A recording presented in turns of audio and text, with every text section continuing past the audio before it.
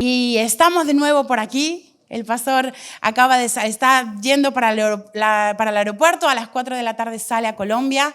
Tienen una gira. Van a estar en 11 ciudades por toda Colombia, enseñando y ministrando. Así que estén orando por ellos. Va a ser muy, muy importante nuestro apoyo.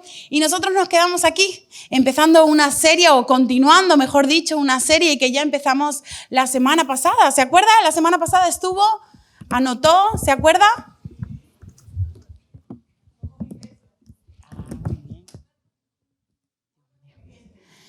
Cuerpo de Cristo. Somos iglesia, órganos vivientes también, un cuerpo tiene órganos vivos, pero somos iglesia, somos cuerpo de Cristo. Estábamos queriendo darle un poquito de objetivo, un poco de entendimiento acerca de lo que es ser iglesia. Vamos a estar haciendo una serie acerca de esto y muchas veces entendemos la iglesia como las 4 paredes, ¿no? Como ese local que está en Argos 13 y que de alguna manera pues es el sitio donde voy cada semana, pero es mucho más que eso. Hablábamos de que la iglesia tiene que ver con las personas, tiene que ver con nosotros, con los que venimos hace años, con los que vienen hace poco y los que han venido hoy por primera vez. ¿Habrá alguien que haya venido hoy por primera vez? Saludamos por aquí, unas amigas, muy bien por allí. Qué bueno, varias manos se levantan por allí detrás. Muy bien, pues Dios bendiga a todas las personas que hoy vienen por primera vez. Hay personas que vinieron por primera vez. Y estamos felices de que pueda hoy dedicar este tiempo a escuchar la palabra de Dios, que como le digo, nunca vuelve vacía, siempre hace efecto. Hay veces que no entendemos todo, hay veces que se nos queda todo, pero siempre hace efecto porque es poderosa, porque es eficaz. ¿Sí? Quiero leer con vosotros el pasaje que tenemos para hoy. Y quiero seguir transmitiendo la importancia de que podamos entender quiénes somos en Cristo.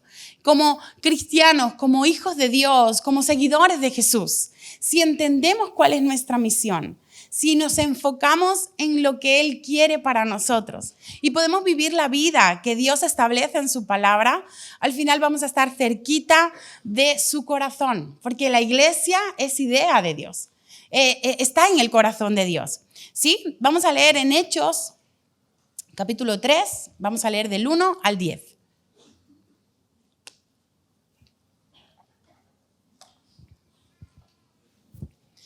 Y dice así: un día Pedro y Juan fueron al templo a la oración de las 3 de la tarde.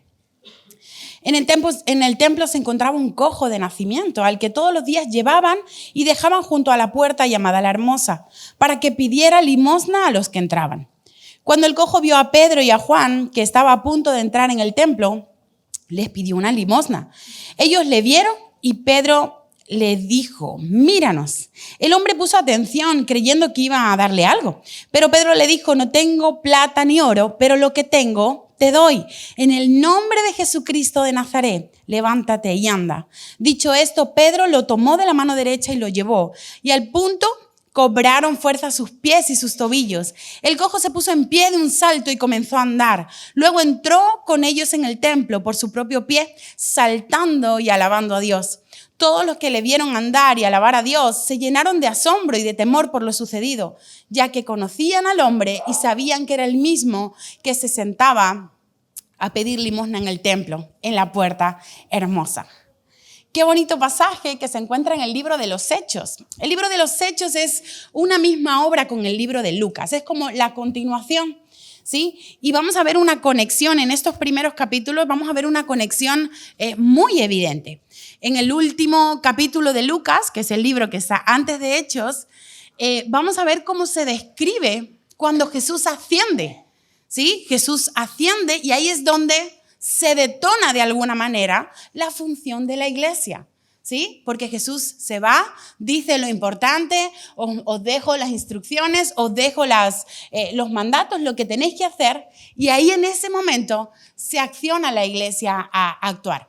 En Hechos empieza la narración a explicar estas cosas, a explicar cómo los primeros creyentes pusieron en práctica los mandamientos de Jesús, a explicar cómo los primeros creyentes recibieron el poder del Espíritu Santo y cómo día a día los creyentes aumentaban, cómo día a día la palabra que ellos habían recibido era puesta en práctica, era hecha realidad, ¿sí? Entonces, esta es la introducción, vamos a decir así, de todo lo que pasa luego en el libro de los Hechos. Pero encontramos aquí a una iglesia fuerte, una iglesia comprometida, una iglesia muy enfocada en lo que tenía que hacer, por lo tanto una iglesia modelo para nosotros. Una iglesia de la que podemos tomar referencia y decir, yo quiero ser esa iglesia. Yo quiero ser como la iglesia del primer siglo. Yo quiero ser como la iglesia que Jesús instituyó. Yo quiero ser la iglesia que tiene a Cristo como cabeza. ¿Es así? ¿Queremos eso? Yo quiero hacerlo bien, quiero hacerlo conforme al corazón de Dios, ¿sí? Quiero enfocar lo que quiero compartir desde la visión de algunos de los protagonistas de la historia, ¿sí? Y así se llama mi mensaje, los protagonistas de la iglesia. En el texto que hemos leído de Hechos, hay muchos más, pero voy a agruparlo en 3 personas o en 3 tipos de personas que forman parte de la iglesia. ¿Sí? La primera aparición, de alguna manera, viene del cojo. Entonces, el primero es el necesitado, el cojo. Y como os decía la semana pasada, la iglesia no se trata, vuelvo y repito, de las 4 paredes, que en nuestro caso hay más de 4. Sí, ya vamos a tener muchas más paredes, ¿verdad, Mari? Vamos a tener muchas más paredes. No se trata solamente del edificio, sino de personas. Personas imperfectas que vienen a buscar al perfecto. Personas imperfectas que vienen porque estamos necesitadas de su palabra, necesitadas de Dios, necesitadas de lo que Él puede darnos y necesitadas de que su palabra sea formada en nosotros. La semana pasada subí un post, una historia a Instagram, porque estaba preparando el tema y me encontré la frase de un pastor que decía algo así como, si tú eres cristiano y no estás asistiendo a una iglesia de manera asidua y comprometida, probablemente vayas camino al infierno. Era fuerte, entonces yo no me quise posicionar de ninguna manera, sino que yo subí la cajita para que mis seguidores, que no son tantos tampoco, pero siempre son muy opinadores, entonces que ellos pusieran lo que les venía a la mente, ¿no? Escuché de todo. Algunos decían, la iglesia no salva, solo salva a Cristo. ¿Verdad? Amén. Amén. Otros decían, sí, es cierto, porque la iglesia hay que ir, hay que obedecer el mandato, no hay que dejar de congregarse. Bueno, muchas cosas, ¿no? Muchas cosas había entre las respuestas. Pero ¿sabe qué pasa? Que nosotros necesitamos, en nuestra necesidad, está el ser formados en el carácter de Cristo. Y expresar el fruto del Espíritu, y eso no lo puedes hacer en una isla desierta, tienes que venir a la iglesia a ser pulido, a ser formado, y ese es el motivo, por eso estoy de acuerdo con este pastor, ese es el motivo en el que si no estás involucrado en una iglesia, no estás siendo trabajado por dentro, no estás teniendo que soportar, no estás afilando tu carácter con otras personas, ¿sí? Mi punto está en que todos necesitamos de Dios. El cojo este del que estamos hablando, nuestro protagonista, fue el beneficiario, la verdad, del milagro, ¿sí? Pero tenía varias características que vale la pena destacar. En el versículo 2 da la característica del cojo que dice que era cojo de nacimiento. Cojo de nacimiento. Y esta connotación de nacimiento en la Biblia, cuando hace referencia a esto de nacimiento, quiere decir que es una condición desde el vientre de la madre. ¿sí? Que nació siendo cojo. Él nació con dificultad en las piernas. No sé si a lo mejor tenía una parálisis, ¿cómo se dice? Una deformidad. La cuestión es que desde nacimiento él estaba afectado y no había podido solucionar su condición. Era dependiente, ¿sí? ¿Y cuántos nos ha pasado que hemos llegado a la iglesia necesitados, con condiciones importantes que han marcado nuestra vida desde el nacimiento? Desde el nacimiento. ¿Sabes qué? Puede ser a lo mejor nuestros orígenes, nuestra condición económica. A lo mejor hemos heredado quizá enfermedad. Hemos heredado problemas incluso en nuestra personalidad que nos hace vulnerables. Hemos heredado cosas que nos limitan y nos obstaculizan a alcanzar la plenitud que Dios nos quiere dar. Hay muchas personas que llegan a la iglesia muy necesitadas. Y muchas son cautivas de planes de Satanás, planes de maldad, que quieren esclavizarnos, que quieren hacernos dependientes de otras personas. A este cojo dice que lo llevaban. Era un señor mayor, tenía más de 40 años, dice la Biblia. ¿Cuando uno tiene más de 40 años es mayor? No, ¿verdad? ¿Sí? Yo tengo un marido de 40 años, imagínense. Y está joven y guapo y fuerte. Pero habían pasado muchos años desde que nació. A eso me refiero. Han pasado muchos años desde que este hombre nació. Y todos sus días habían sido así, dependiendo de otra persona. Dependiendo de que lo llevaran, lo pusieran en la puerta y él pudiera pedir limosna. Hay muchas áreas de nuestras vidas, y es una pregunta, ¿hay áreas en nuestra vida que dependen de otras personas? ¿Hay áreas de nuestra vida que dependen de otras cosas? Quizá estoy esperando la aprobación para sentirme bien conmigo mismo. A lo mejor estoy esperando el amor de alguien para sentirme yo amado y sentirme aceptado por la sociedad. Hay veces que estamos esperando que algo pase para sentirnos bien, ¿no? Y cuando yo me case, ahí sí voy a estar bien, ¿no? Cuando encuentre mi marido, cuando encuentre mi esposa, ahí voy a estar completo. Cuando tenga el trabajo de mis sueños, ese va a ser el momento en el que yo voy a alcanzar la meta. Pasa, incluso cuando tenga hijos, cuando tenga 2 hijos, cuando tenga 3 hijos, ahí sí es que voy a estar plena. Y estamos equivocadísimos en ese sentido, porque quien da la plenitud es Cristo. Este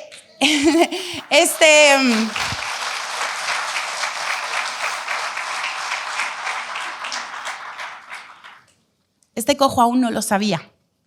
Estaba en su momento de necesidad, dependiente de otras personas, dependiente de que alguien pudiese satisfacer su necesidad momentánea, su necesidad temporal. Él quería una limosna y a todo el que pasaba le pedía una limosna. Dame una limosnita, por favor, o no sé cómo lo diría, porque es que además, ¿sabe que los judíos, él conseguía su limosna diaria? Él conseguía su alimento diario porque para los judíos era súper importante el poder ser generosos con los mendigos. ¿Sí? Entonces él se ponía a la puerta del templo y dice, bueno, aquí, como esta gente es religiosa, pues seguramente me va a dar qué comer. ¿Sí?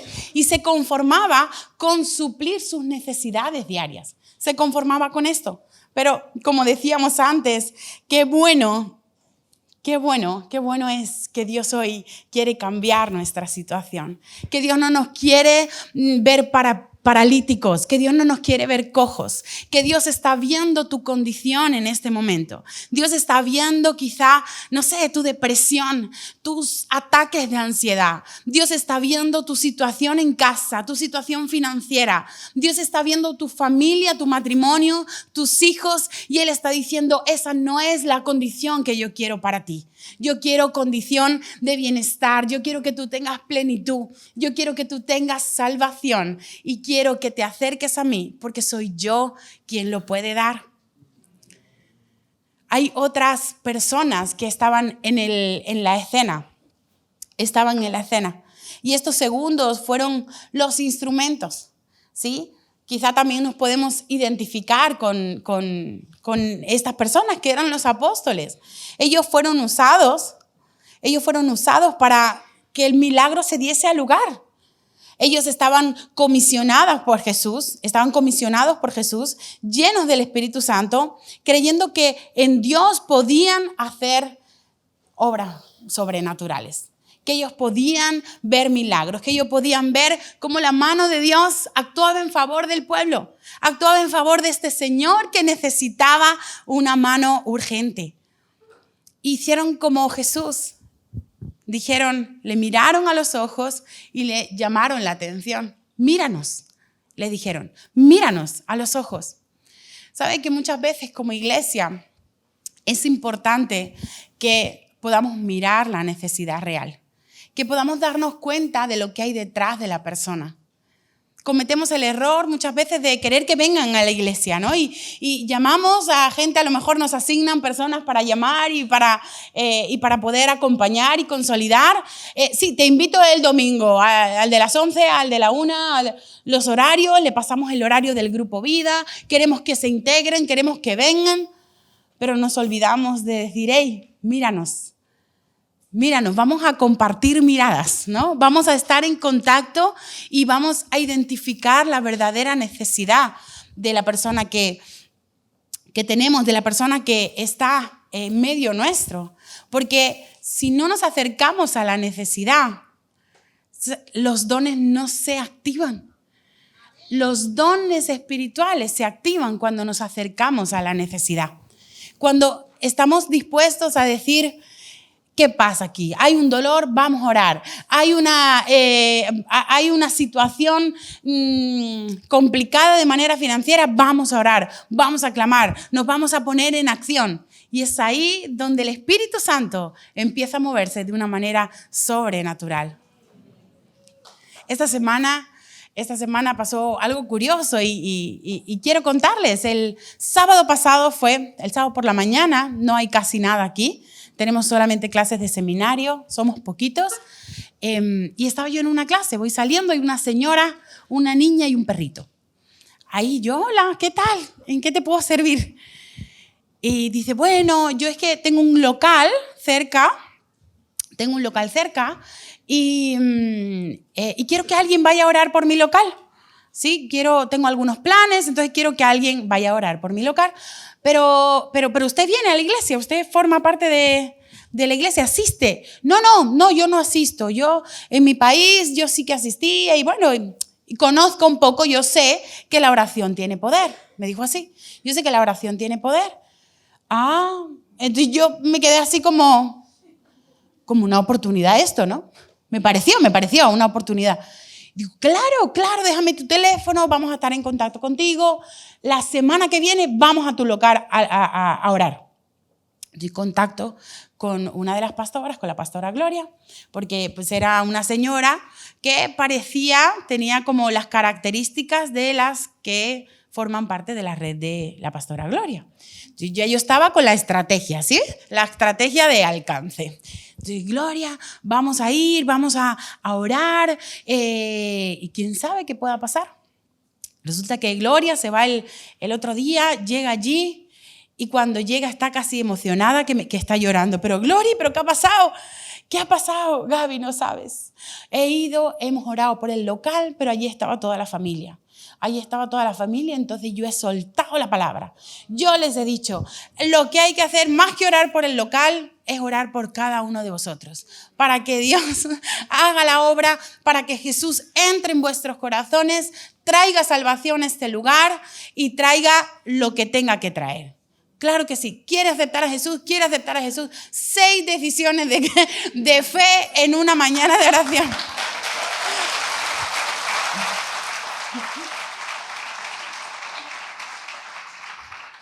Y Gloria me decía, yo estaba ya, me había venido arriba y yo veía que había un ambiente así pesado. Ella me había contado su historia, entonces yo me lancé. Digo, aprovecho que estoy aquí y me lanzo. Y yo creo que hay aquí una necesidad de perdón, suelta Gloria, hay una necesidad de perdón que yo creo que necesitamos orar por eso. Vamos a pedirnos perdón los unos a los otros.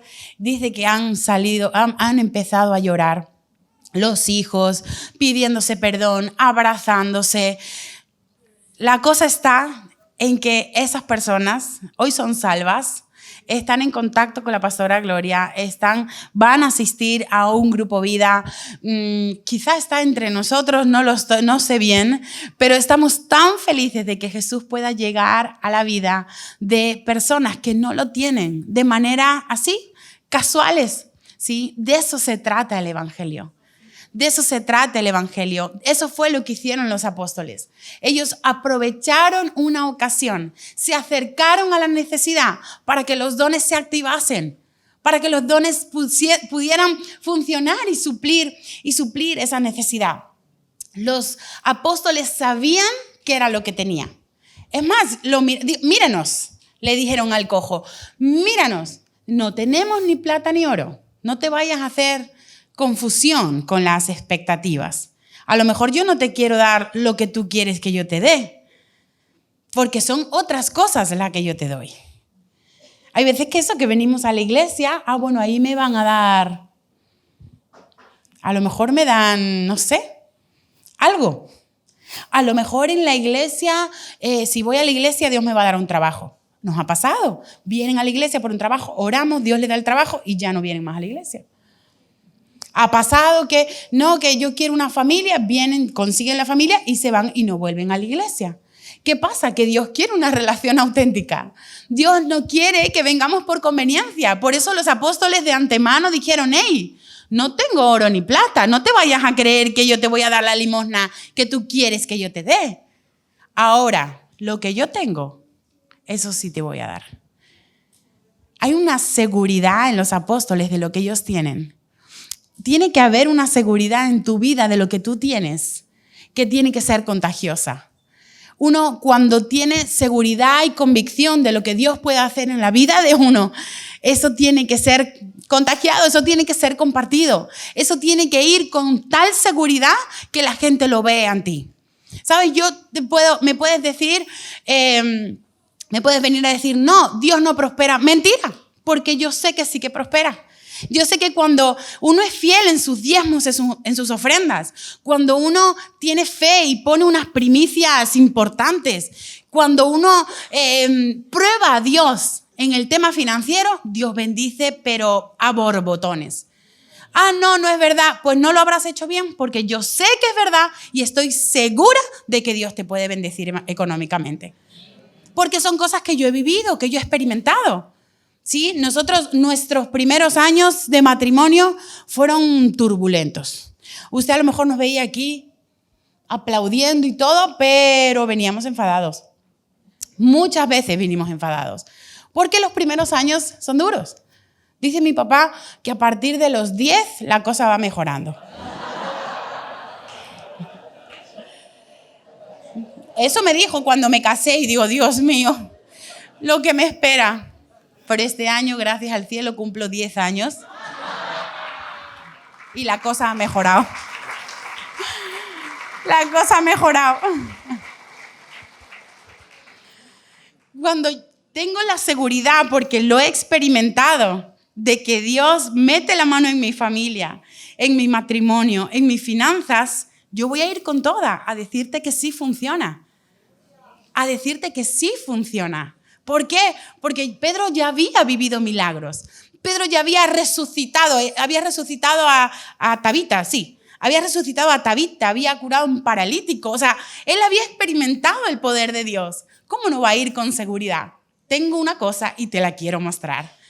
Tengo la seguridad de algo y quiero que tú también lo experimentes. Dice, ahora en el nombre de Jesús de Nazaret, levántate y anda. Qué espectacular esta frase. ¿Sabes que el nombre de Jesús no es algo como un mantra, ¿no? No es una frase que queda bonita y que los que somos cristianos lo decimos cada rato. No se trata así. En el hebreo, para el contexto en el que Juan y Pedro estaban hablando, el nombre decir algo en el nombre de alguien era sumamente importante. Estabas hablando de la persona misma. Era como si su presencia estuviese ahí. Era como si su poder, su autoridad se manifestase en ese momento. Entonces, el hecho de creer en el nombre de Jesús, creer en el nombre de Jesús, tenía que ver con el poder y la autoridad de Dios ahí, de Jesús ahí. Y por lo tanto, la llave para la manifestación de su gloria. El nombre de Jesús tiene que ver con tu fe de que Jesús puede intervenir en tu condición. El nombre de Jesús, como cantábamos antes, tiene poder. Tiene poder y no solamente es capaz de traer sanidad, porque ¿sabe qué pasó? Le dieron la mano, tiraron del cojo. Dice, y en ese mismo momento sus tobillos y sus pies se afirmaron. Escribe el libro lo escribe Lucas, que fue un médico. ¿Sí? Entonces él habla con unos términos profesionales. O sea, sabe de lo que está hablando, porque fue testigo. ¿Sí? Tiraron del cojo y dice, y en ese momento sus tobillos y sus pies se afirmaron. Qué hermoso es entender que Dios quiere para nosotros sanidad. Que Dios quiere que no vivamos paralíticos, que no vivamos lisiados, que nuestra incapacidad o nuestra discapacidad pueda ser superada. Pero ¿sabe qué pasó después en el siguiente versículo? Que es el versículo número 8. Dice, el versículo 8. El cojo se puso en pie de un salto. ¿Cómo se puso el cojo de pie? ¿Se atreve a dar un salto ahora? ¿Sí? ¿Contamos 3 y damos un salto? ¿Sí? Es un salto profético. No se vaya a poner de pie todavía. Lo tiene que entender. Este señor no había aprendido a andar. Porque era cojo de nacimiento. ¿Cuándo aprenden a andar los niños? Al año, a los 2 años. Algunos más gorditos a los 2 años y medio. Pero este señor no había aprendido a andar. Y de repente, ¿cómo sabe dar un salto? El poder de Dios obrando en favor de sus hijos. Entonces, yo quiero que ahora demos un salto, pero va a ser un salto profético. ¿Cómo es esto? Bueno, yo voy a creer que Dios va a hacer mi milagro, que Dios va a cambiar mi condición, que Dios va a cambiar mi enfermedad, mi circunstancia, mi familia, me va a cambiar a mí, me va a dar inteligencia para hacer lo que no podía hacer, me va a enseñar a hacer lo que no he podido aprender porque no me ha dado la vida para ello. ¿Sí? Y en el nombre de Jesús vamos a saltar creyendo que Dios va a operar un milagro en nuestra vida. ¿Se atreve? ¿Sí? Prepárese entonces para dar este salto. ¿Sí? Y a la de 3 vamos a dar ese salto. ¿Preparado? Sí, el que quiera, el que lo crea. No está obligado, no está obligado. De verdad, no está obligado, no quiero incomodar a nadie.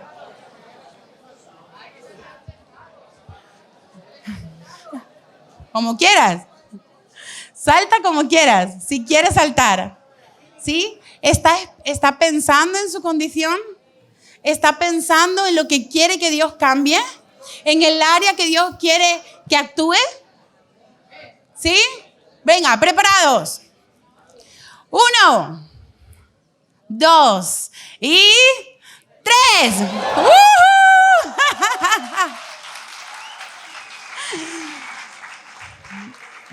Buenísimo, en el nombre de Jesús, en el nombre de Jesús, su poder actúa en nuestra vida. Su poder actúa en nuestra vida. El nombre de Jesús tiene poder. ¿Y sabe que había una multitud mirando y siendo espectadora de esta situación? Y ahí está nuestro tercer grupo, que eran los espectadores. ¿Sí? Los espectadores que estaban en el entorno. Y estamos hablando de los 3 protagonistas de nuestra historia. El cojo, hemos dicho, que era el necesitado. Hemos hablado de los instrumentos, de los que fueron usados. Y hemos hablado del entorno, de los espectadores. En el versículo 10 de Hechos 3, El 9 dice, todos los que le vieron andar y alabar a Dios se llenaron de asombro y de temor por lo sucedido, ya que conocían al hombre y sabían que era el mismo que se sentaba a pedir limosna en el templo en la puerta hermosa. Es impresionante porque después de todo eso, después del el momento álgido, ¿no? La emoción, usted está contento ahora, le veo la cara. ¿Por qué? Porque estamos entendiendo lo que Dios puede hacer en nuestra vida. Porque va fuera de nuestra capacidad lógica, va más allá de lo natural, porque es algo sobrenatural. Pero había un montón de gente que habían visto al cojo saltar. Era el cojo, era el que estaba ahí siempre. Es más, Jesús muchas veces pasó por ahí y vio también al cojo. ¿Qué pasó? Que había llegado el momento. Había llegado el momento en que todos los que estaban mirando fueran testigos de lo que iba a suceder. Hay algunas versiones que dicen que esta reacción del pueblo pues no era tan positiva en principio, ¿no? Dice que se quedaron admirados, se quedaron atónitos. Algunas dicen que les dio asombro, les produjo espanto, temor. Suena como algo negativo. Y es que algunas veces las dudas y los cuestionamientos nos parecen como algo negativo, ¿verdad? Las mamás nos ponemos en posición así retadora y cuando nuestros hijos adolescentes nos preguntan, ¿y eso por qué? ¿Y eso por qué lo dice así la Biblia? ¿Y eso cómo es? Y sí, ¿no? Las preguntas esas cuestionadoras y puntillosas de los adolescentes y de algunas personas mayores también, ¿sí? Cuestionamientos, dudas, preguntas, nos ponemos o interpretamos que son negativas. No sé si me estoy explicando. Pero las dudas y las preguntas, los cuestionamientos no son malos, son buenos. Son buenos porque ¿sabe qué pasa cuando uno no entiende algo? Se activan cosas en el cerebro. Y enfocamos el pensamiento crítico y se nos enciende la motivación, la curiosidad para poder buscar, para poder aprender, para poder indagar y encontrar la respuesta a nuestras inquietudes, ¿sí? Todo el pueblo estaba alrededor y estaban como, claro, ¿qué pasa aquí? ¿Esto qué ha sido? ¿Cómo ha pasado esto? Ahora esa era como la preparación para que la palabra pudiese penetrar. Las dudas, como les digo, no son malas. Todo lo que sabemos, lo sabemos porque en algún momento nos lo preguntamos y obtuvimos una respuesta. Son importantes estos puntos porque necesitamos aprender a defender nuestra fe. Sí, porque la Biblia lo dice. Ya, pero ¿y dónde lo dice? Va a haber personas que te pregunten indagando así. ¿Por qué lo dice? ¿Y dónde lo dice? ¿Y qué es lo que dice? Y uno dice, cuidado, estás tentando al Espíritu Santo. Y es porque uno en realidad no sabe cuál es la respuesta. Pasa. Cuidado con esas preguntas capciosas. Así en algún momento me dijo mi mamá cuando me puse a preguntarle. Después ya ella me enseñó, ¿no? Pero suele pasar. Si nosotros entendemos que la duda trae aprendizaje, que el cuestionamiento abre nuestra mente para que podamos buscar y encontrar respuesta en Dios, vamos a crecer un montón, vamos a aprender de verdad, vamos a alinearnos al corazón de Dios. ¿Saben? No es necesario que usted defienda a Dios, Dios se defiende solo.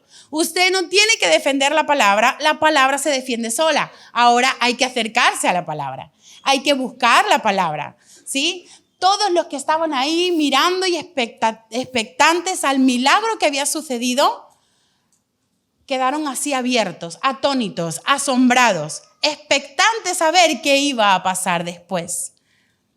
Porque el milagro no era el final, porque el milagro solamente era un medio para alcanzar el verdadero final. Si usted se lee todo Hechos 3, se va a encontrar con una predicación. Después Pedro levanta su voz y empieza a decir Jesús es el Cristo. Jesús era el que estabais esperando. Jesús es el que puede traer libertad a tu vida. Jesús es el que ha sanado a este hombre y por lo tanto te puede sanar a ti. Jesús es el que trae plenitud, el que trae salvación, el que trae todo lo que te hace falta. Es Jesús. En Hechos, capítulo 4, versículo 4. Hechos 4:4. No lo he pasado, pero a lo mejor lo podemos poner ahí, porque es todo seguido. Es todo seguido, ¿sí? Hechos 3 es una historia, primero la del cojo, luego la de la prédica, y en el 4 al final dice así, mirad, después de esa prédica, dice, pero muchos de los que habían oído la palabra creyeron, y el número de los varones era como 5,000. ¿Cuántos se convirtieron ese día? Porque ¿cuál es la meta? La meta es Jesús en tu corazón. La meta es que tú puedas ver a Jesús actuando en tu corazón, actuando en tu interior, transformando tu vida, transformando tu corazón, ¿sí? Que Dios nos ayude, que el Espíritu Santo nos ayude a poder estar disponibles, estar dispuestos a ser levantados por Él, a que nuestras rodillas, nuestros tobillos, nuestros pies se puedan afirmar en Él, pero sobre todo a poder entregar nuestro corazón de manera completa, a poder arrepentirnos de nuestros pecados, alinearnos a lo que Él quiere con nosotros, como hijos suyos, como iglesia, como cuerpo. Yo le voy a invitar a que se ponga de pie.